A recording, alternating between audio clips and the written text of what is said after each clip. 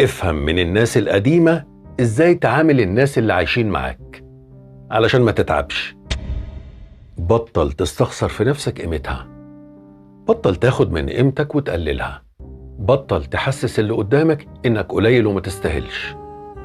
ادي كل الحاجات قلتها لك، وكل ده تحت مسمى الكرم وتفضيل الغير عن نفسي، وتيجي في الاخر وتقول الناس وحشة ليه والناس مستخسرة فيا الحاجة الحلوة ليه. انت اللي اديتهم الانطباع ده، وصلت لهم انك بتضحي علشانهم، هم ياخدوا ويتبسطوا مش مهم انت، وكمان مصدر لهم الابتسامة ان مفيش حاجة واني ما بعملش حاجة زيادة وان ده الطبيعي واني لازم اعمل كده معاكم علشان انتوا تستاهلوا، لغاية ما هم نفسهم اقتنعوا ان ده الطبيعي وابتدوا يطلبوا الازيد لانهم اقتنعوا بحاجتين.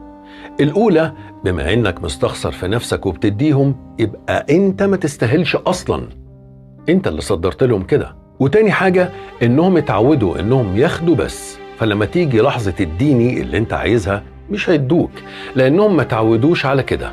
تقوم انت بقى تتصدم وتبهدل اهالينا معاك من كتر شكوتك ان الناس وحشة وبياخدوا بس وما بيدوش وي وي وي وي. والحقيقة ان انت اللي استخسرت في نفسك، لا، واكدت المعلومة دي بتصرفاتك. نفوق بقى شوية ونبطل هبل ونسأل اللي قبلنا علشان نفهم هنعمل ايه في الحياة بدل التلطيش اللي حاصل لك ده واللي انت عايش فيه. افهم من الناس القديمة ازاي تعامل الناس اللي عايشين معاك علشان ما تتعبش. هذه رسالة موجهة